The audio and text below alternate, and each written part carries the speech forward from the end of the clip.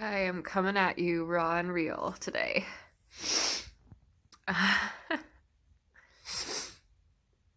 My husband's going to celebrate 6 years sober in 2 days. Um, it's been 6 years since the night that I thought my husband was going to die from an overdose. And I stayed up that night, all night, counting the seconds between his breaths. And every time he inhaled again, it was like a defibrillator had just been put to his chest and brought him back to life.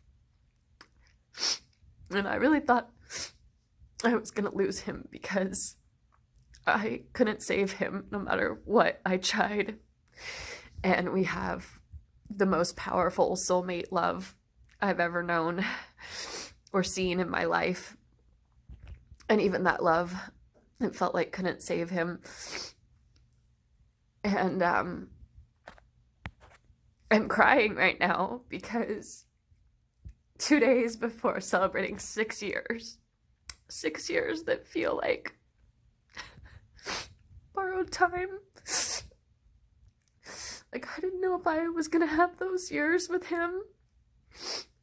You know, we have lost so many people to overdoses. We know that harsh reality and that it's very possible. And I've watched people who have been the ones to find someone dead or to lose someone from an overdose, and then they become addicted themselves. It's just such a cunning and baffling and awful disease. And I had a wonderful friend who was like just the heart of a servant, just lived to help other people and started all these organizations and mentored teens and just this beautiful human being. And I didn't even know he was an addict. And I get a phone call one morning that he's dead, and his sons found him dead beside them. And I'm really flipping tired of losing people. And the last year or two, I've watched several friends that were kind of going down that path, and I just felt helpless, and it just weighed on my heart heavy for their families, knowing what I went through. And I'm bawling my eyes out right now. Actually, these are kind of happy tears because I just found out that this friend that we've been so worried about for the last, I don't know how long, just posted on Facebook that he's 112 days sober.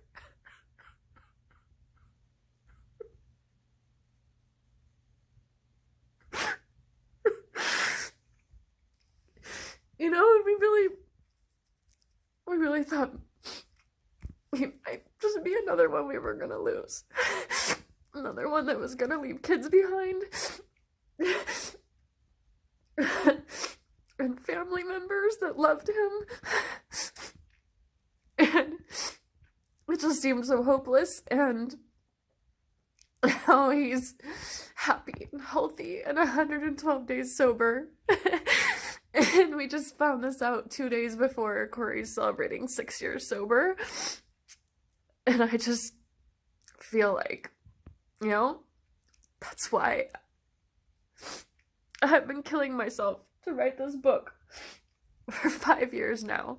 Every time I think I'm done with it, I'm not. I guess that's what writing a book is. And I'm rewriting part of it again right now, and I can't tell you how much it feels like. Every time I feel like I've given all I can to this cause, it asks me to give more. But days like today just remind me why I'm doing it, because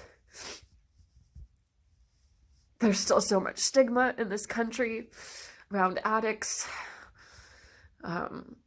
We now are calling them people that suffer from substance use disorder, because it is a disorder. It's in the DVSM, or whatever that fancy Bible for doctors and psychologists is called.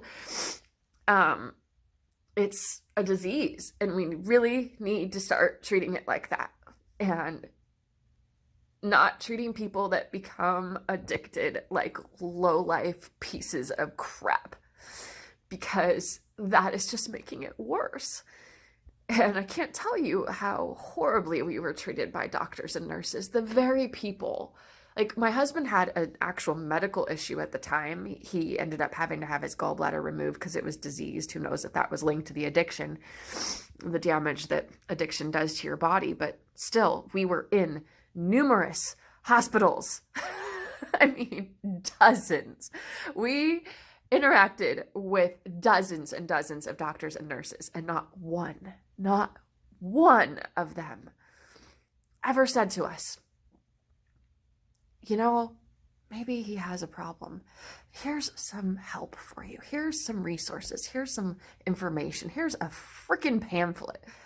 Not one. Until, actually, I take that back. There was one doctor and one nurse finally, and they changed everything for us. Everything. When he finally went to go get his gallbladder out, you know, nobody had even been willing to look to see if there was really something going on with him for years, because they just saw the addict. They didn't even want to see anything beyond that.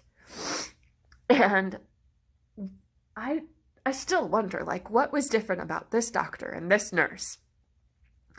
This doctor finally decided to operate on him and finally found that the gallbladder was diseased and removed it. And then I was waiting in the waiting room to go in and see him after surgery.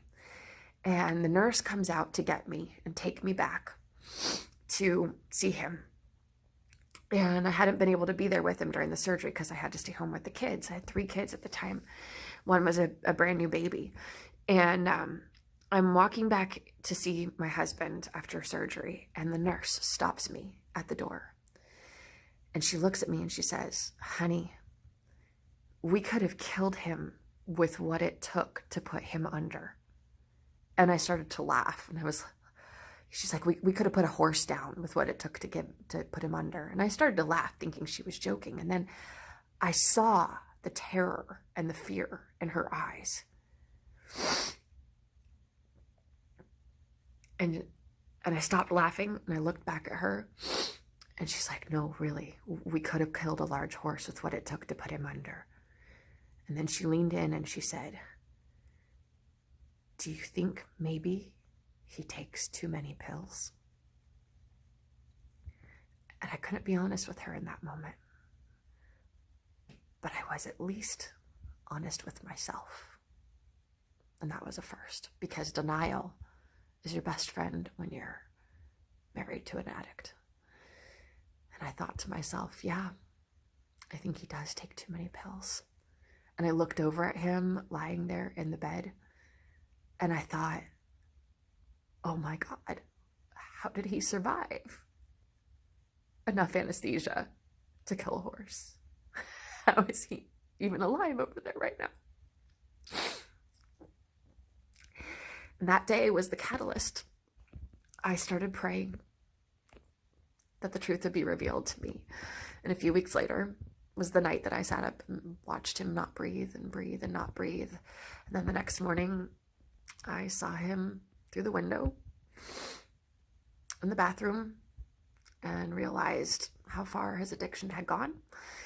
And I kicked him out that day and started to divorce him. And he went to rehab.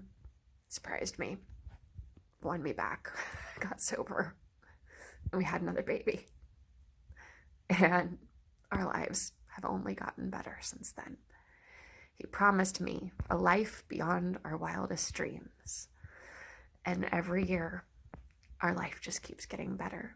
It doesn't mean we don't have challenges. Still been seizures for me in there, and postpartum depression, and a lot of different challenges, but we're not struggling. We're not living the life of addiction and chaos anymore. And today, I found out that one less person is going to die from an overdose in my life. After losing 30 people in the last 8 to 10 years, that's a pretty big miracle in my book. Thanks for letting me share. be careful the next time you want to judge that addict in your life. Maybe, just maybe, find a little love for them in your hearts, because they're fighting a battle, I promise you, you could not imagine.